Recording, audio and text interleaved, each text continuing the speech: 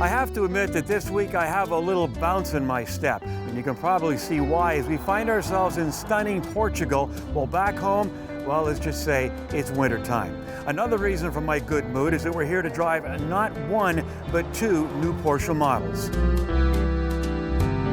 And another reason I'm smiling this week, for many of you, you've been watching me stand in front of that camera since 1988 with the original motoring crew of Graham, Jim, and Bill, and 32 years later, still standing here. Of course, along the way, we've added Kerry and Russ and Howard, but this week, I want to welcome the newest member to the Motoring TV family. You probably recognize him from another automotive TV show.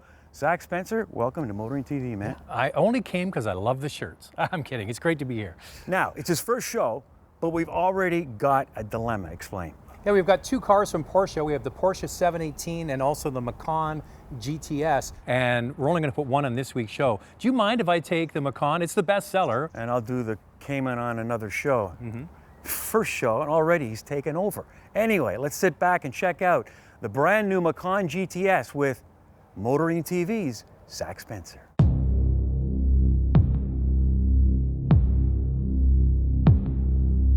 Well, I'm thrilled to be here for my very first Motoring TV assignment in Portugal. We're in Estoril to drive the new Macan GTS. Now, I'm a huge fan of the Porsche brand because I believe that you actually get a lot of value when you buy a Porsche. Now, you might roll your eyes and say, come on, Zach, that's a luxury product, but I'll walk it through for you as we get towards the end and the final price. So what is a Macan GTS? Well, you take the best seller in the Porsche lineup, Macan, and you take the turbo engine, the Macan turbo engine, slightly detune it, but you add on some really nice elements. A lot of them are black, and you see that on the outside. Around the windows, you have this high gloss black trim. Around the back, you see the gloss around the lower valance and the exhaust tips, all in black. Even the inside of the headlamps, where it's usually bright, it's actually now darker material. And the most noticeable feature on the outside are the high gloss black 20-inch wheels. They're RS Spyder wheels. Now, the one I'm standing in front of here actually have the brighter 21-inch wheel. Well, some beautiful mountain roads just outside of Estoril here in Portugal to exercise this Macan GTS. But what you have at play here is the same engine they use for the Macan Turbo. That's the 2.9-liter bi-turbo 6-cylinder engine, and it has 375 horsepower. And it's just such a beautiful, free revving, easy to drive engine. It has great low down torque. Peak torque comes on at just around 1700 RPM, so you never ever feel like there's a lack of power. And that certainly shouldn't be the case in any Porsche, but it's more specifically not the case with this. And I think they've really managed a great balance, or kind of a chameleon effect. I think Porsche does this particularly well.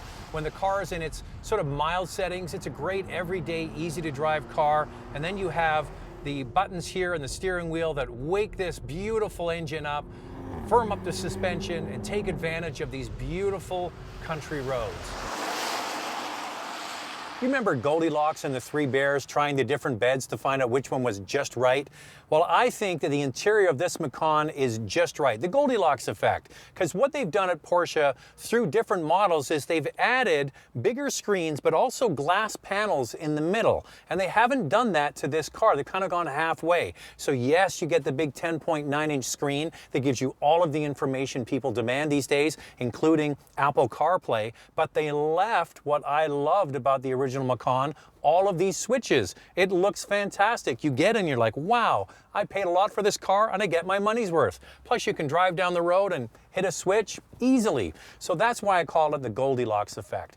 Now, when you get the GTS, you get GTS emblazoned onto the headrest, you get thicker bolsters on the seats, Alcantara in the middle to make it a little more sporty feeling, and that spills over to Alcantara steering wheel, shifter, and even the doors. So it's a sportier take on what is already a great car, and now you get the best of both worlds.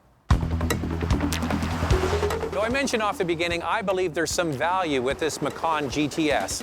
I know what you're thinking. Come on, Zach, it's a luxury product. And sure, it's expensive. It starts at $77,000. But, and there's a big but here, It's all about the value you get when you trade it in or at the end of the lease. And I'm here to tell you, as somebody who's bought and sold 4 different Porsches, these vehicles hold their value. So yes, it might be expensive to get into it initially, but when you trade it in or you sell it, you get a lot of that money back.